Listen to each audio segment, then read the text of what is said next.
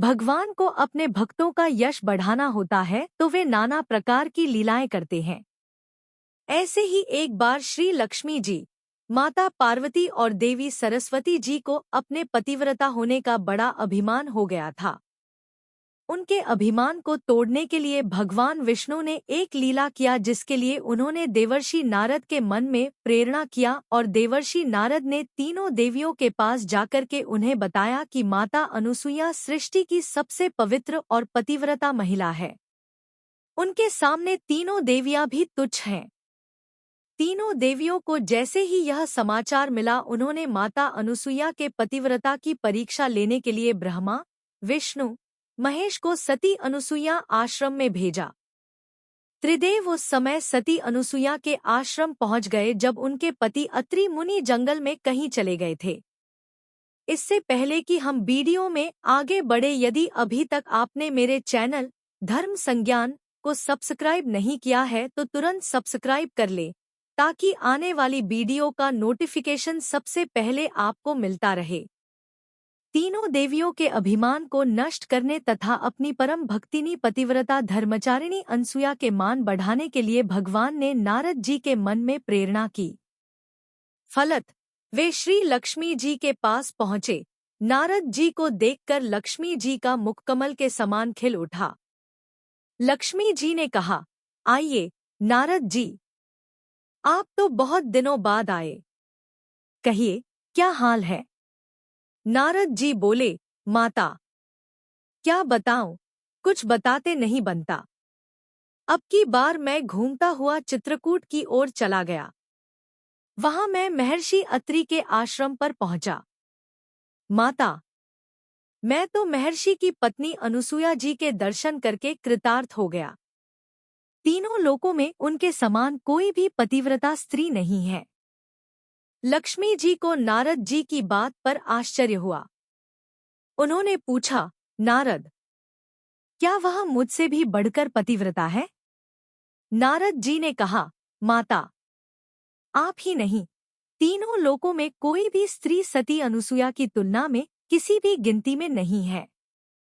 इसी प्रकार देवर्षि नारद ने माता पार्वती एवं माता सरस्वती के पास जाकर उनके मन में भी सती अनुसुईया के प्रति यही भाव जगा दिया।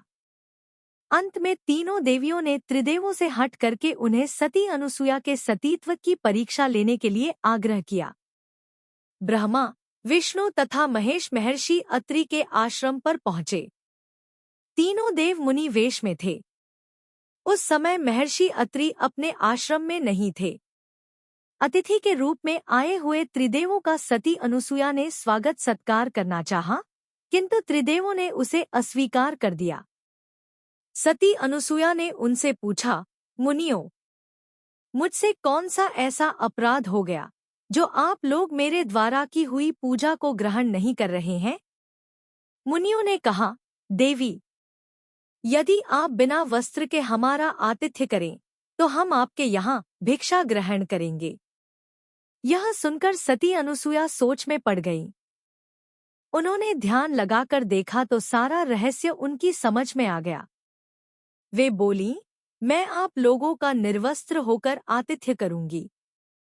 यदि मैं सच्ची पतिव्रता हूँ और मैंने कभी भी कामभाव से किसी परपुरुष का चिंतन नहीं किया हो तो आप तीनों छह माह के बच्चे बन जाए।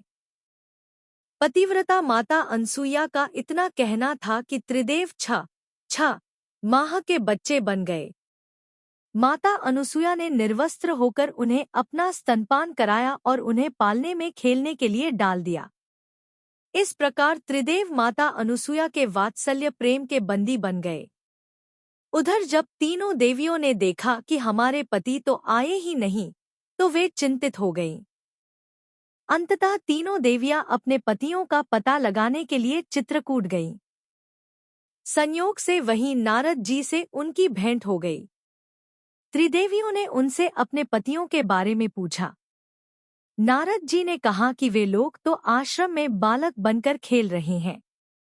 त्रिदेवियों ने अनुसुईया जी से आश्रम में प्रवेश करने की आज्ञा मांगी।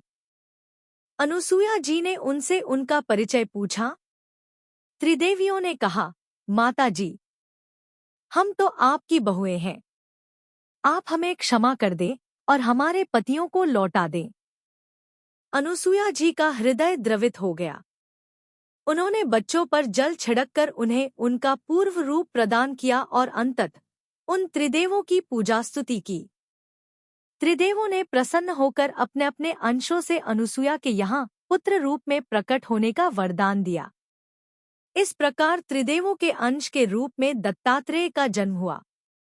यदि यह वीडियो आपको पसंद आई हो तो आप इस वीडियो को लाइक करें, कमेंट करें और साथ ही अपने इष्ट मित्रों के साथ शेयर भी करें।